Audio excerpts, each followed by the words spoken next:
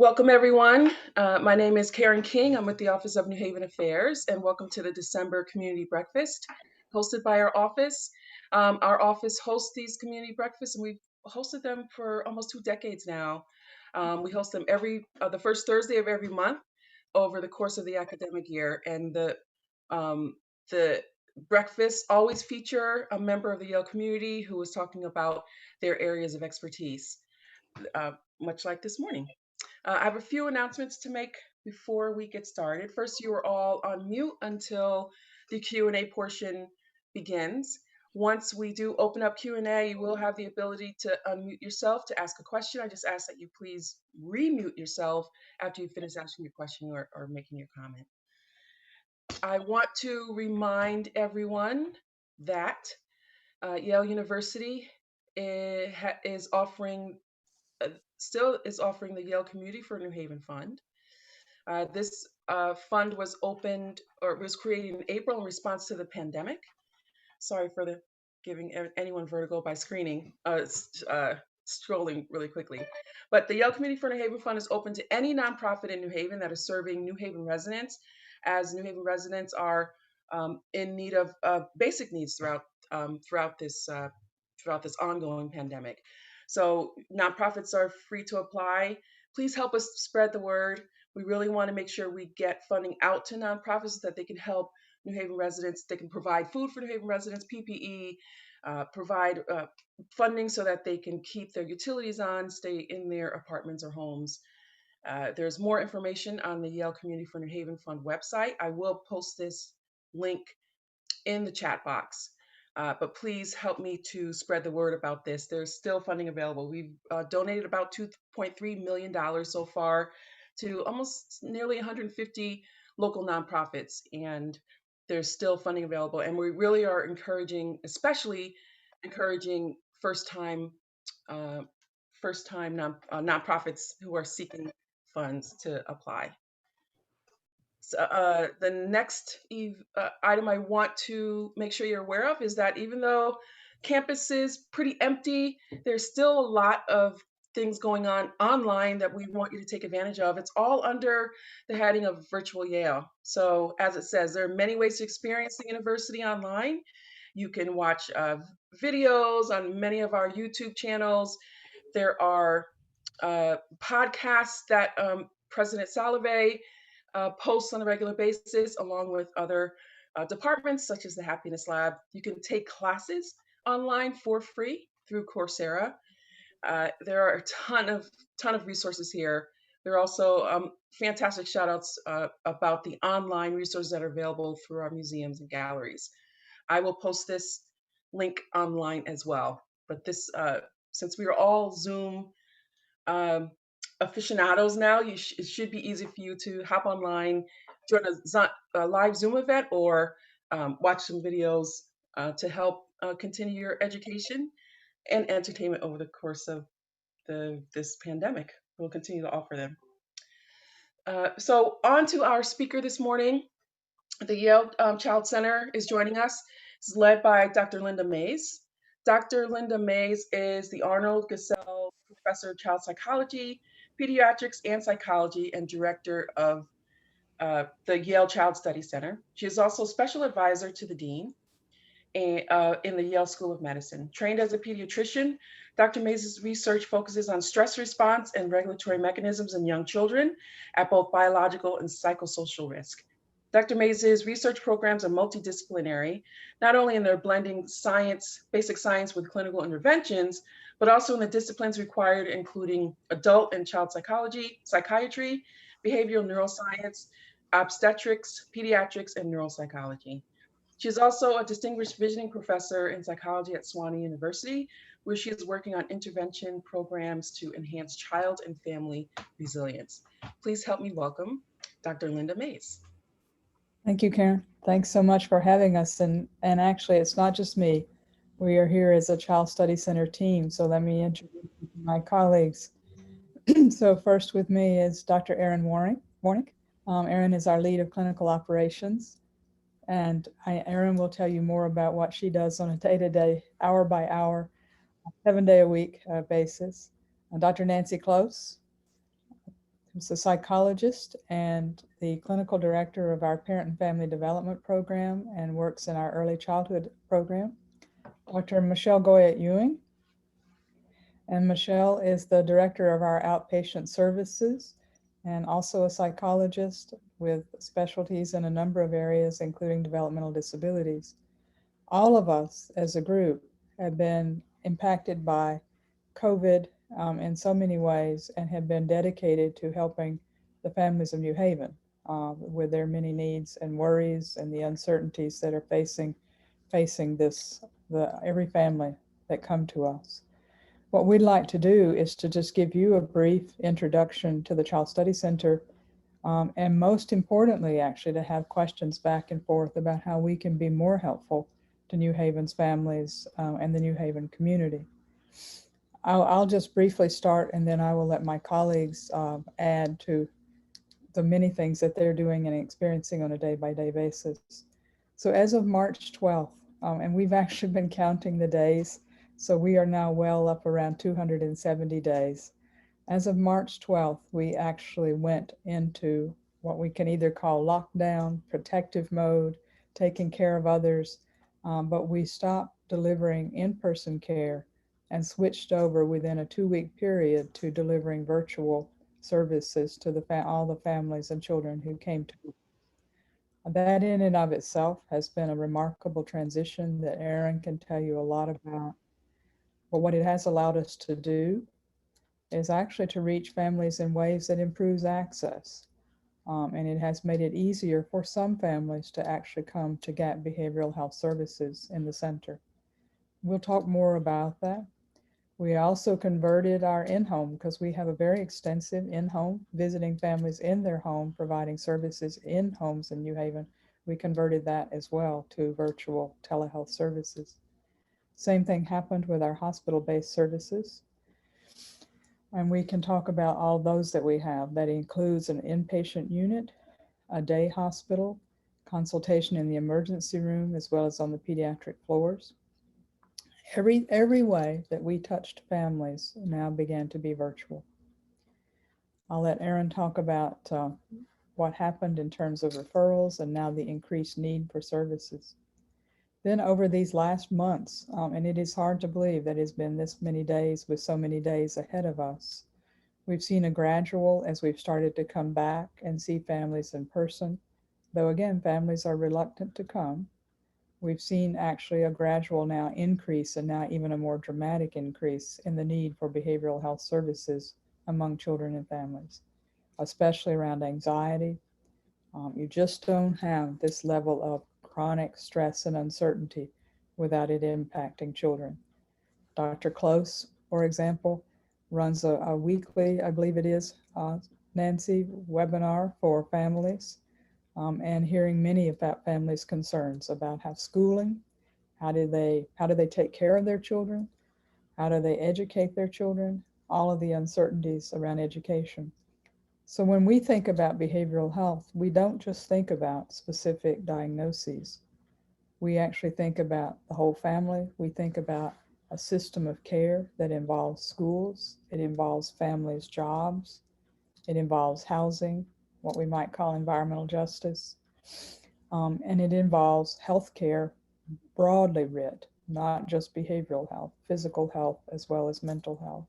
So we think about that whole picture, and as we've seen the impact of the pandemic, we've seen tremendous fractures in systems that provide care for children and families, thus impacting their needs greatly.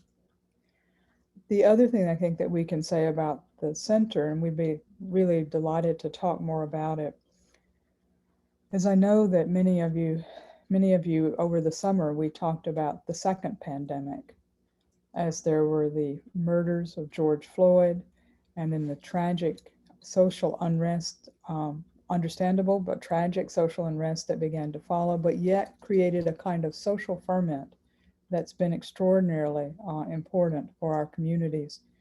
And in the center, we appointed our first Chief Diversity Officer and have been engaged in a lot of conversations with community members, as well as among ourselves, about the impact of all of this on children and families. And we're especially especially focused on how we deliver care in a more respectful way, in a more culturally appropriate way, and to our diverse community. We can talk a lot more about that as well. I don't want to spend a lot of time talking about the Child Study Center as an academic department, but only to say that our research spans from molecular genetics to work in the community. So we have intervention programs in the community that include Minding the Baby that Dr. Close is involved in, that takes place in parents' homes. We have the Moms Partnership that takes place in Stop and Shop and any place that moms come. A range of efforts in the community, and that kind of work, that kind of scholarship informing how do we address really what families need as defined by families. When families say what they need, how do we help and how do we partner? That kind of scholarship is absolutely integral to the center's mission. And then the final thing is to say that we run pretty extensive educational efforts, not just for professional trainees in various disciplines, but also for summer students, for high school students from time to time, a range of individuals interested in child development and child behavioral health who come to us. And then the fourth pillar of our mission is about policy, where we really try to think about how we take what we're learning, what we're doing, and translate it into much more effective policies for children and families around education as well as service delivery. That's an incredibly broad overview of the Child Study Center. I think what I most want to convey and then turn it to my colleagues is that we are not just a department at Yale. We are a community. We are a community of clinicians, of scholars, of students, of teachers, of all of our staff who work with us that are dedicated to serving families in the New Haven community. We're out in homes, we're out in schools, we are there, and we think of ourselves as actually having a face both to Yale on the academic side of things, but a very important face and that defines us face to and with the New Haven community. We just in October, and we were there, we moved into a new facility that is on George Street. And it was very important to us that it be a place and a location that families could easily access. It is slightly ironic that we were in October, and then in March we started working primarily from home. But that place is still there, and we think of it very much again as the community's place. Let me turn to my colleagues, to Erin, Nancy, and Michelle, and have them each describe what they do, their experience of the pandemic, and add to what I have said. Erin, do you want to start?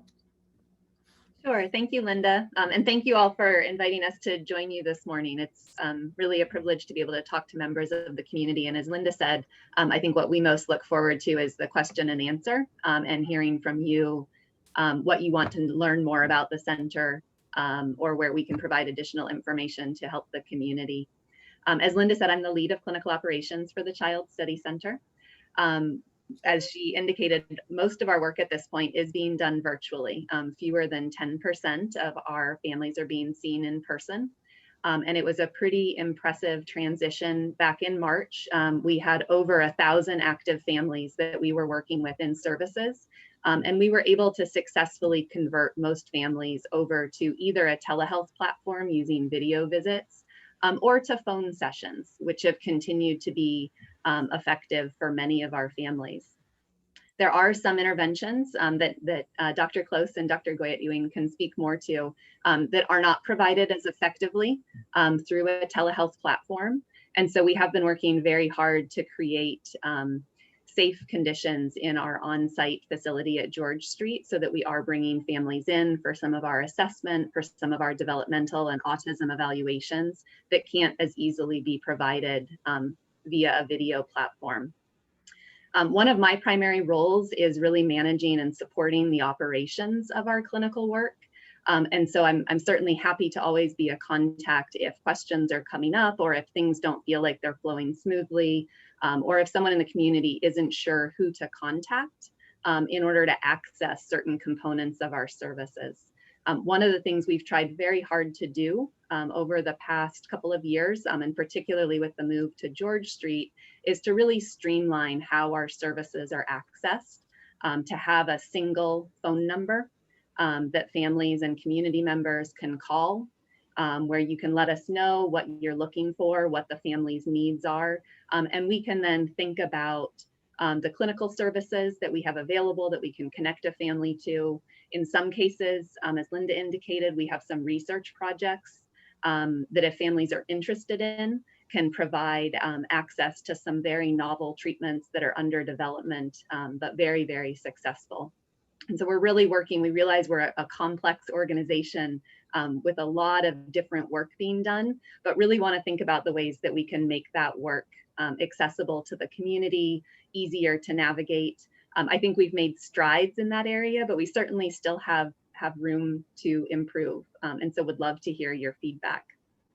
And I'd like to turn it over, I think, to Dr. Close and Dr. Goyette-Uwing to talk a little bit more specifically about some of the clinical services that we offer.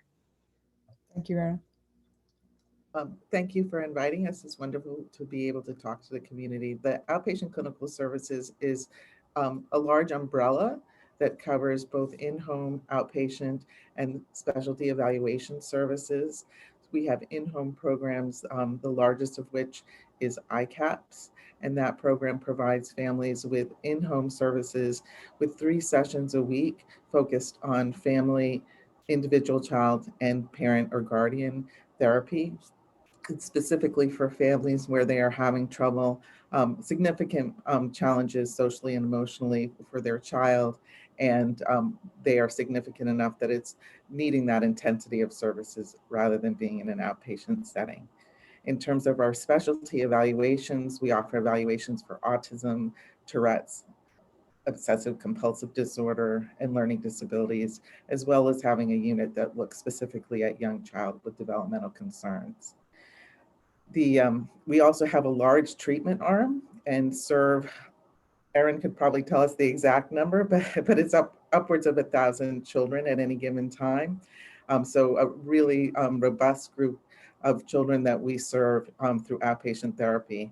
We work hard to reduce the barriers to obtaining treatment. Certainly telehealth is one of the things that has helped us to reduce barriers, but we also have extended hours for serving families. So we open at 8 in the morning, we close at 7 at night, Monday through Thursday, and then Fridays we close at 5 o'clock.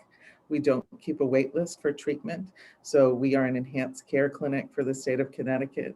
And that means that if a family calls, we can offer them an appointment within 2 weeks of that initial phone call. If it is a really urgent matter, they can come in within 2 days. If we're really concerned about a family, they can walk in or we can see them within 2 hours. We have a large clinical faculty that is made of many disciplines. So psychology, psychiatry, psychiatric nursing, social work, marriage and family therapy, professional counselors are all part of the group of specialists who work with children providing therapy and evaluation. And then we train social workers, psychiatrists, psychologists, and nurses in being able to work with families.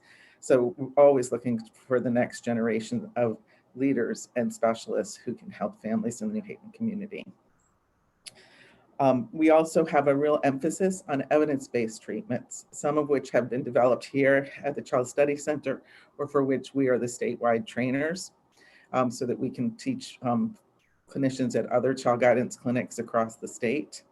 And those include a particular emphasis on children who've experienced trauma, either trauma quite immediately, where we have something called the Child and Family Traumatic Stress Intervention that's delivered within 45 days of a traumatic event or disclosure, and is proven that about 40% of the time, children who are able to access that treatment do not develop PTSD in its full-blown form. So a really wonderful intervention that was developed here. And then we work to have every therapist with us trained in trauma-focused CBT, which is the evidence-based treatment for post-traumatic stress disorder, and really are trying to work with any family who comes in who's experienced trauma.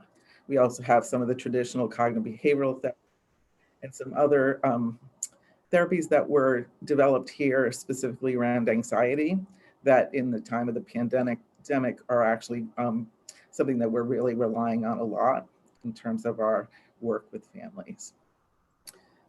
So that's really the overview that I wanted to share, and Dr. Close may be able to tell us a little bit more about other work that's going on. Sure. Thanks, Michelle and Aaron and Linda. And I echo what everyone else has said. It's really nice to be with you all this morning to share with you the work that we're doing. As Linda mentioned, I'm clinical director of our parent and family development program, but also wear a hat in our young child section. But in our parent program, we really are a mental health service for parents. We offer parenting support. We offer treatments for anxiety, depression. Those seem to be our most,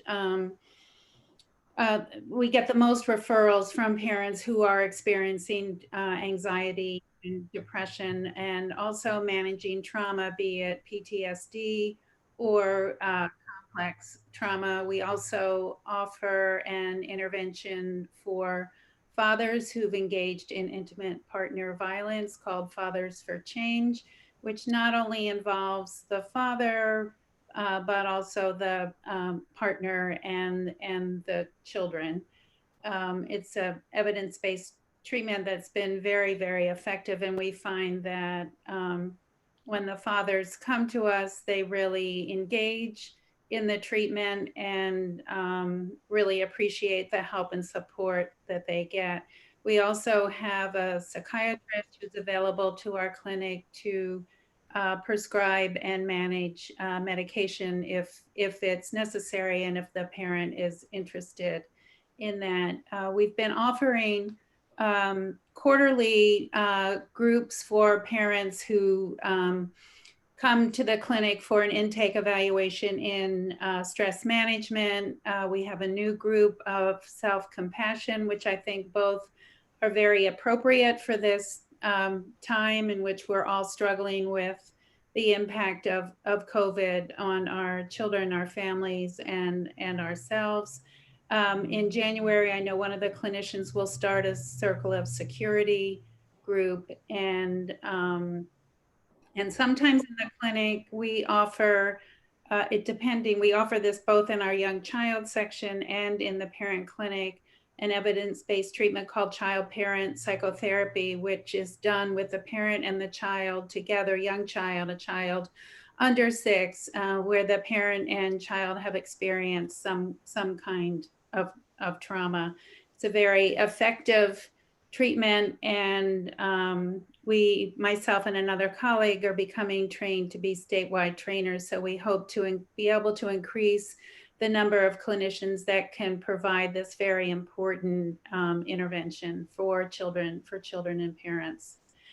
In the young child section, I know when we knew that we were going to go virtually, 3-year-olds, 2-year-olds, we were saying to ourselves, how are we ever going to do this virtually? The 2-year-olds like to walk off the screen. The 3-year-olds might not want to come to the screen. We want to do play therapy.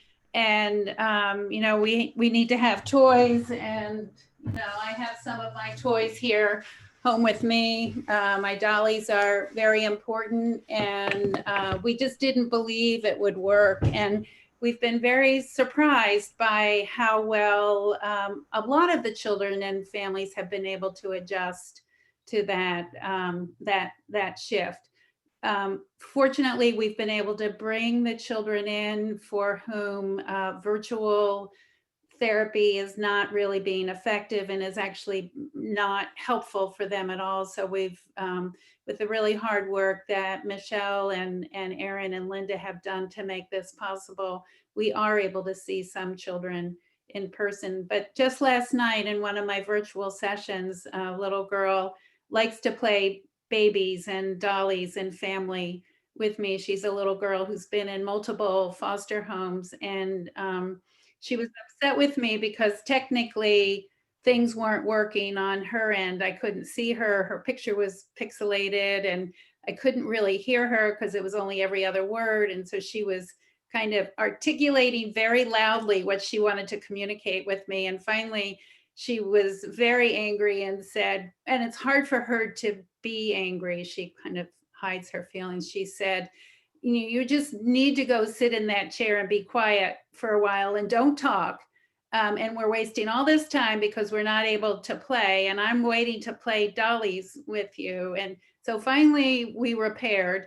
And she said, okay, bring your babies over and knock on the door. So I had to go like this and knock on my desk. And she said, no, I can't hear you, and louder. And then we were able to have our session in a way that felt satisfying to her and also to me. So it presents us with lots of challenges. And I think with the support that we have from Linda and Aaron and Michelle and others, our other clinical colleagues, it really, we're doing the best we can, and we feel like we are offering support to the families who need us. And we always hold out hope that we will be on the other side of this at some point in time. Nancy, do you want to say anything about what's coming up in your webinars for parents? So, so I do run a program for children, for parents who are working within the hospital system and have young children, and the parents are working at home and trying to manage this pull of doing your work, but also being available to your children. Some children are back at school, others are still at home. Parents have made that decision to keep them at home, or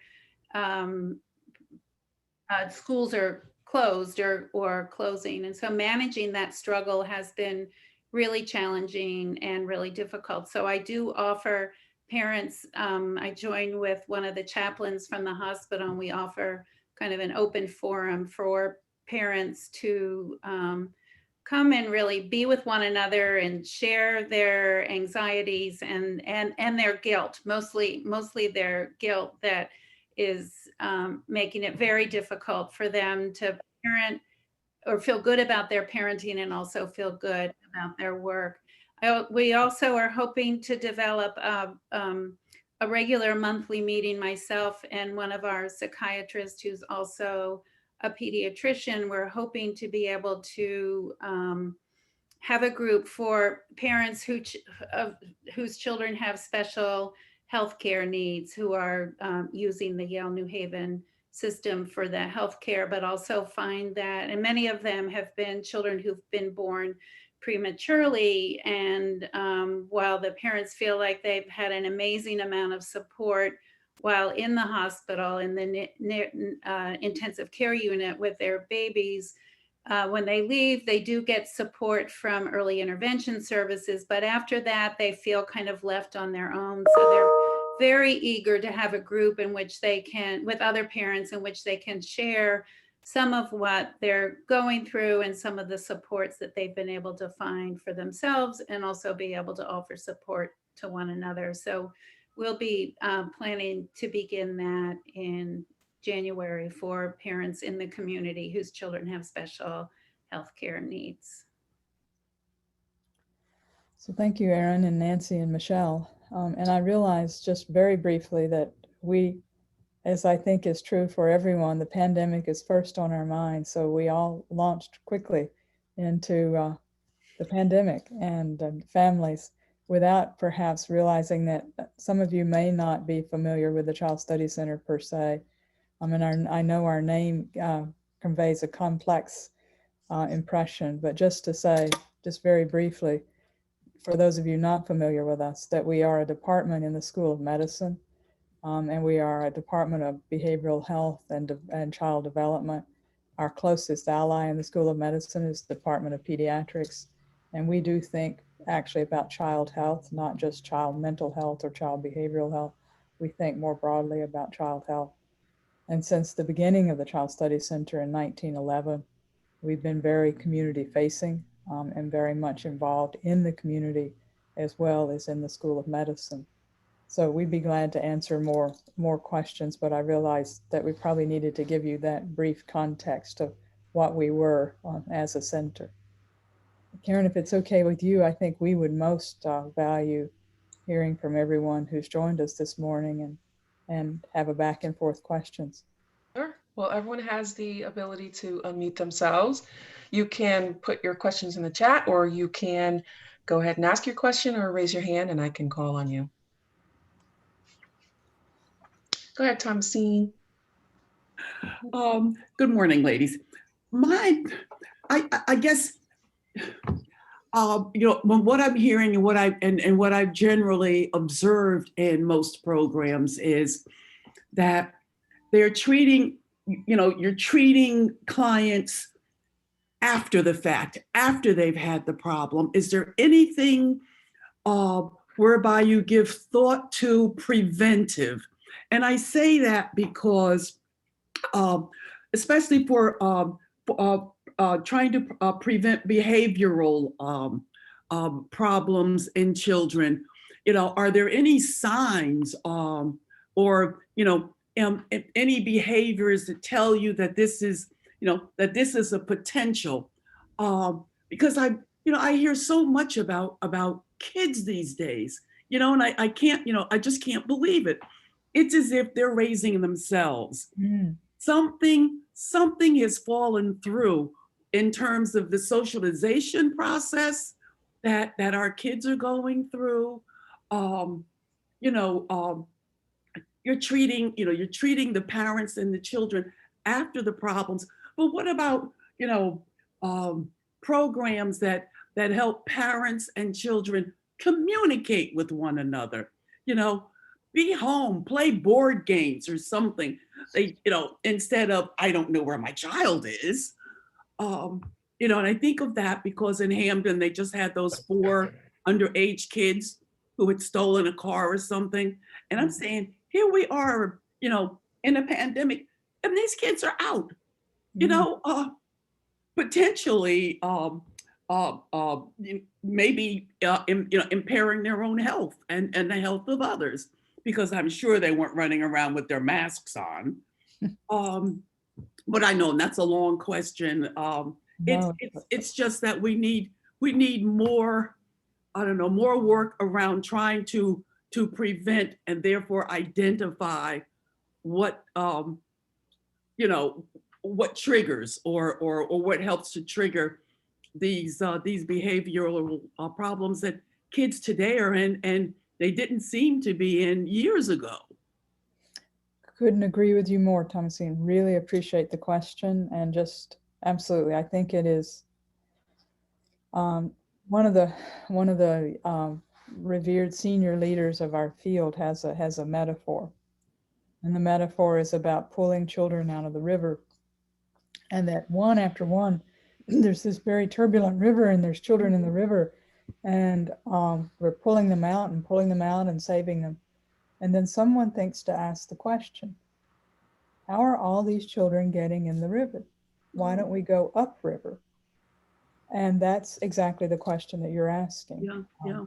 And we think about that all the time, actually. Do we have all the programs that we would want? No, not by any means, but we are thinking constantly about what we might call the social determinants of health. So our minding the baby. That's because I think for you guys, you're in the crisis mode. You're catching it after the fact, and you're so inundated with that you don't have the luxury of being able to just sit back and swim upriver. And go upriver, right? So I would ask Nancy to say a little bit about, for example, our minding the baby that actually does start prenatally with the idea of supporting parents in their early parenting. That's just one drop in the bucket. And so Nancy, that's one. The Moms Partnership I briefly mentioned again is the effort to strengthen the resources that families and parents need so that they can be there. And this is a really delicate balance. We don't want to say that we're all blaming parents, that it's all with Yeah. parents. No, no. But structuring the family, giving basic help and basic resources is absolutely critical. Nancy, do you want to mention something about minding the baby? Sure, and I can mention something about an upcoming project that Moms is going to be engaged in.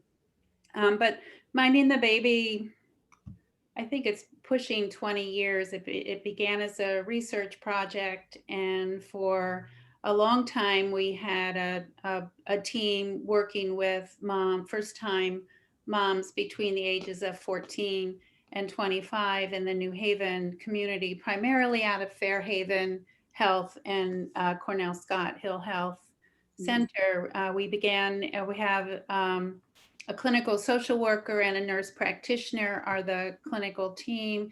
We begin in the 3rd trimester of pregnancy and support the mom and whoever she defines as her family through the end of the pregnancy, preparing for labor and delivery. And one interesting anecdote we heard from clinicians who were in the delivery room with minding the baby moms, they began to tell us, we can tell you which are the minding the baby moms because they come in to the delivery room, they have a plan and they execute it, and we see the beginning of the bonding between the mother and the child in the delivery room. We stay with them until the baby's 2nd birthday, and we very much focus on promoting the parent-child attachment, promoting the parents' own self-development. So many of the moms were still in school, so supporting them to get through school. Those who had already graduated from high school, some were considering secondary education, some wanted to get into the workforce, so supporting them to do that, supporting them to be to become interested in what's in their child's mind, even in their baby's mind early on, and to understand that babies have thoughts and feelings, and that as children grow, those become more complex and sometimes more understandable, to help them begin to see that behavior is communication about something, so that when they get to be into toddlerhood, they can understand that those tantrums are all about what's supposed to be happening developmentally, that toddlers, have the hard work of becoming more independent and doing things on their own and having control over things, but also learning that they can't control everything. And that creates big challenges for parents. And instead of seeing that as bad behavior,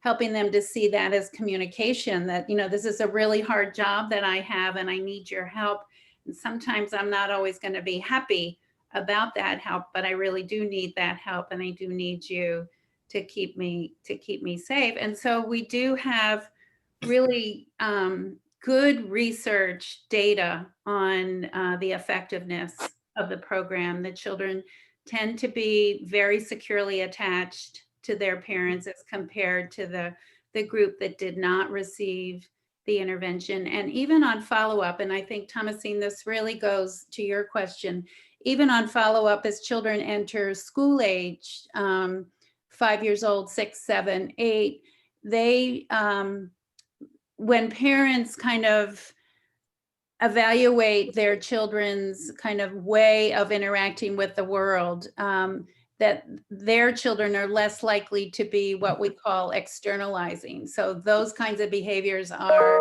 being aggressive, being impulsive, being out of control. And so the minding the baby children tend not to be that way. They're much more kind of balanced and able to cope with stress and anxiety in a way that is more, I would say, adaptable than what other children might be doing. We had enough evidence from randomized controlled trials to become an evidence-based program, which then became available for some federal funds. So we do have a program running through Yale New Haven Hospital with funding from the Office of Early Childhood.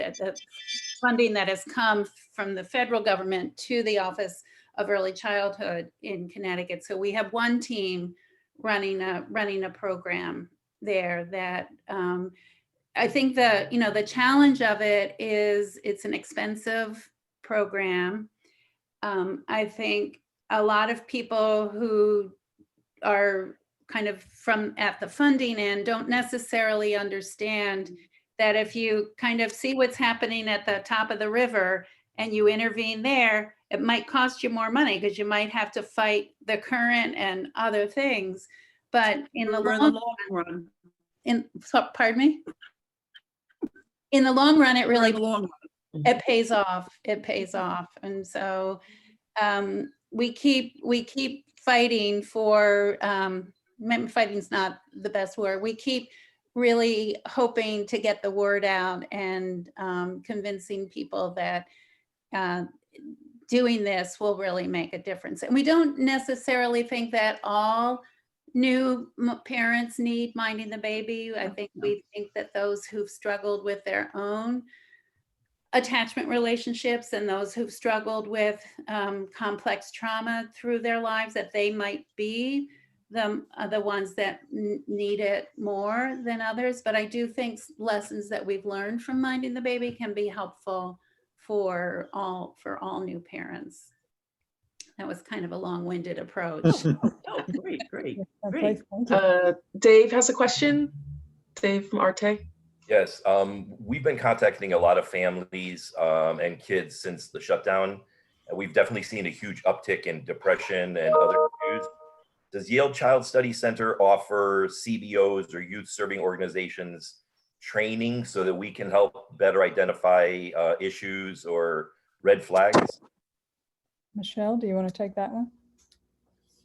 So we have some faculty members who would be willing to come and talk to organizations if they wanted to learn more about screening measures. We don't have anything that is ongoing at this moment, but I know it's really important for us to be able to help agencies around the greater New Haven area to be able to identify those kids.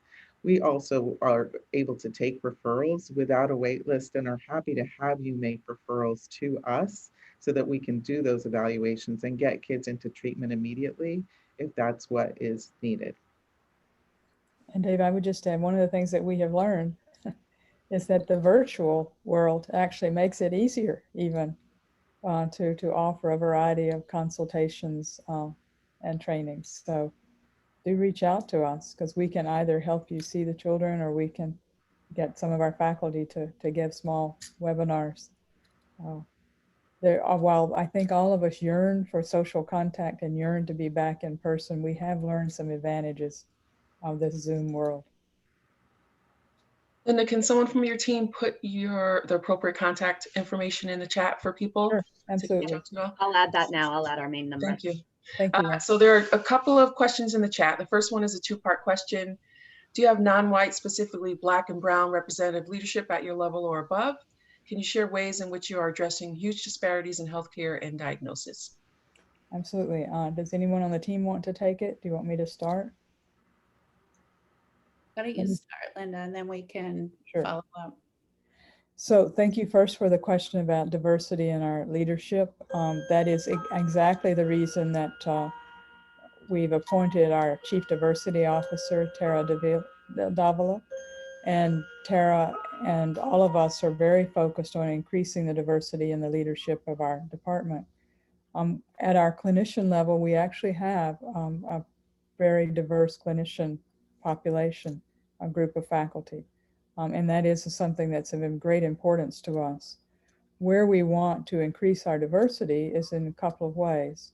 One is to make it not only that we have a diverse group of clinicians, but that it's a very attractive place that people want to come to and they want to stay at. That's one, just to find opportunities for diverse groups of faculty to come. And then the second is and I know that we're talking more today about our interface with the New Haven community, but we want to increase the diversity among our research faculty as well. And I am pushing really hard that we have a scholarly agenda around diversity and equity and inclusion We have a program already called the Viola Bernard program about social justice, but I want to push that really hard. I'm sorry, the second part of the question was about the families we serve, or? It was, can you share ways in which you're addressing huge disparities in healthcare and diagnosis? Healthcare and diagnosis. Michelle, Aaron, Nancy, do you want to take that? I mean, it's a profound issue that you're pointing to. Any one of you want to? I can keep going on, but I don't want to be the only one talking. I would say one of the things that we have talked quite a bit about, particularly with recent events, is the ways that we can diversify the populations involved in our research and the ways that we can make our research more sensitive to issues of diversity. We have, as a clinic, worked really hard to have a faculty that's representative of the children and families that we serve, and we continue to work hard to make sure that we have a racially and linguistically diverse group of faculty who can serve our community. The thing I would add that is a concern, and I think would not be something that would surprise many of you, and it is what the question I think is touching on, is behavioral health diagnoses have very specific criteria, but behavior is often difficult to judge, and we always have different reactions to different behaviors.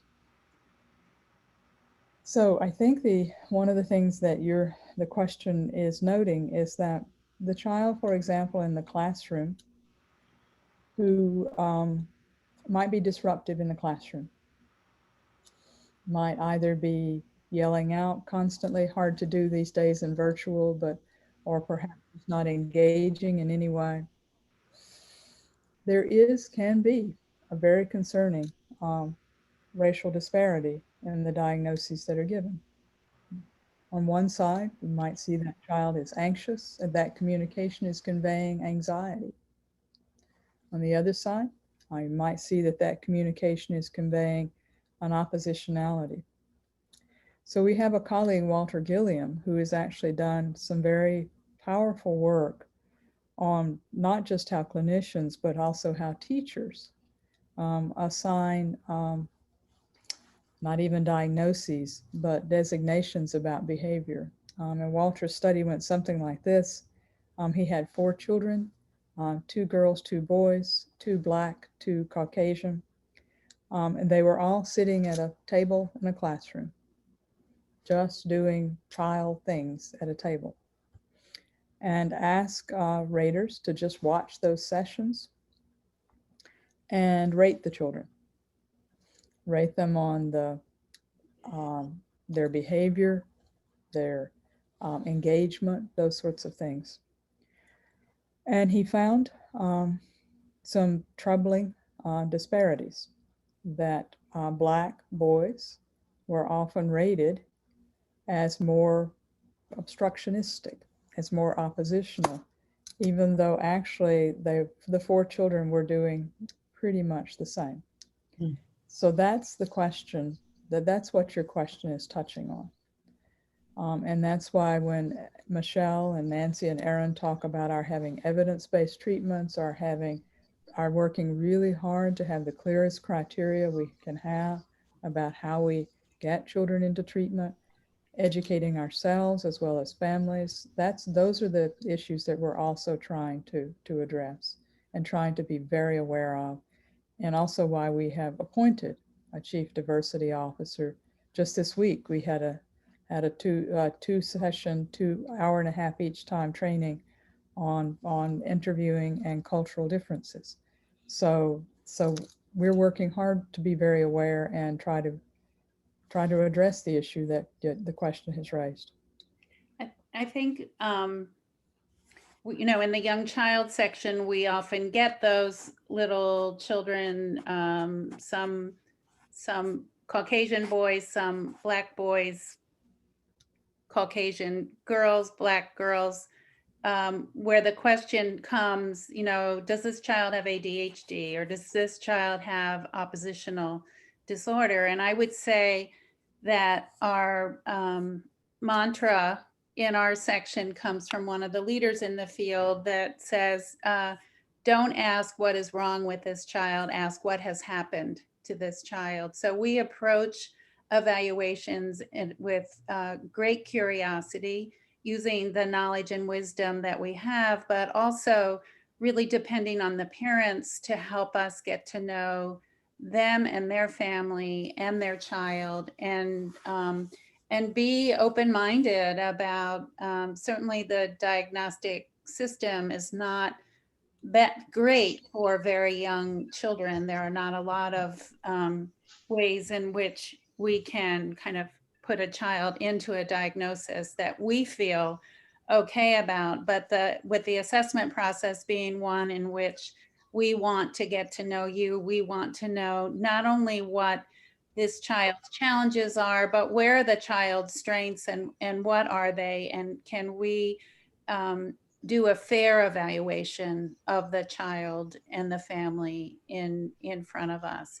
And I think that we also teach our trainees to think in the same way. You know, it's kind of, everybody feels kind of pressured and stressed. I've got to fix this child. I've got to figure out the diagnosis so I can fix this child. Instead, we think if we don't take time to get to know this child, we're not going to know how to really intervene in a way that's going to be most effective for the child and the family. And I think we also think very carefully. I mean, if I'm working with a family of color, there are certain things that they might be thinking about me and maybe not trusting about me. And so the work of creating a safe therapeutic space is something that we take very seriously, and also being able to engage in open dialogue about our differences, maybe differences in parenting approaches or you know, something else, but also being mindful of, you know, how we have intentions about what we're going to be doing, but how do our intentions, if we're thinking, well, this is really going to be helpful to this parent, but say that it, you know, I say something and the parent doesn't feel like it was helpful and maybe feels like it's a little bit aggressive. How we're really wanting to think about how things that we say and do impact the children and families that we work with. Karen, you said there was another question in the chat. Yes, there's another one. This is about device addiction. Can you speak to the topic of what type of therapy and where it's available for middle and high school children who are having serious anxiety and depression issues because they can't stop being connected to social media on their phones and computers? This person has heard from a couple of their colleagues that their children have this, and it's been exacerbated by the pandemic with more time participating in their education remotely. Yeah, I was going to say the pandemic has certainly not helped with that, has it? I can't say that we actually have specific interventions for device addiction. We do have two colleagues, members of our faculty, Dr. Mark Potenza, who is very focused on what he would call the behavioral addictions, which would include device addiction, and also a member of our faculty, whose name I'm suddenly blocking on. Erin, help me, Claudia Califano, who has made this a specialty area of her practice, internet and device addiction. And we'd be glad to, she's always glad, by the way, to come and talk to groups about this, and also glad to consult with families. And we'd be glad to put her name in the chat. It clearly is, we're in the middle of the pandemic, is another area that we need to be thoughtful about. Thank you. Another question, going back to the little girl and her dolls, is the center collaborating with New Haven Public Schools in improving broadband access? As a matter of fact, it's something that, Erin, you're nodding. Do you want to add? Sure. We actually are working on a grant right now with Yale New Haven Health System, which is a federal grant, which would hopefully give us additional funding to support infrastructure resources in the, I believe the 3 target areas we've identified are New Haven, Bridgeport, and New London, so that we can increase the broadband access. primarily to help families and adults access behavioral health services more readily. I do want to point out that the Yale Community for New Haven Fund has provide donations to a number of organizations, including the library, to help increase access to the internet. And so if you know of any nonprofits that are working in this area that can provide, you know, temporary hotspots to parents, or want to increase their Wi-Fi broadcasting so that they can become a hub in their neighborhoods, please point them to the Yale Community for New Haven Fund website. Let me see. Someone asked for you to repeat the name of the clinician who did the study, conducted the study of the children playing around the table. Yes, Walter Gilliam. We can put that in the chat too. Thank you. And then one last question. They say the main number is great. Once we identify a real issue with the child, they'd be interested in training on how to look for specific cues of underlying issues that may not be so obvious, especially now with COVID-19. Sure. How would we? We'd be glad to do that. What audience or how would you like to think about that? Well, the person who asked the question. That was my question, just as a follow-up. Maybe I could gather all of my instructors who are dealing with kids on a daily basis, sure, and do a special session, because as lay people, you know, some of the things are very obvious, but sometimes there's underlying issues or cues that you folks would know about that could help us identify deeper issues. Sure, we'd be glad to. Excellent. Thank you. Thank you so much. In fact, that you would help us too. You would help us learn how to be more helpful too. Because we can't provide all the services, nor should we. So we think of actually trying to work with our colleagues in community and community agencies so that we can all better serve children. So we would be delighted to do that. Great, thank you. Well, that takes us right up to the top of the hour. Resources have been shared in the chat. I want to thank the Child Study Center team led by Dr. Mays for joining us this morning. Thank you so much. It was a fantastic talk. And I'm sure people will have follow-up questions. I'll encourage them to reach out to you as well. That'd be great. I encourage you all and more to join us at our next community breakfast, which will be held on the first Thursday of the month at 8 a.m. And this is my favorite time of year, this holiday season. COVID be darned. I hope you all are able to embrace and hold on to the joy of this season as we go into a new year. So I wish you all happy holidays and a very joyous new year. And I'll see you on the other side. Thank you Bye-bye. for having us. Thanks Thanks, so much. everyone. Thank you.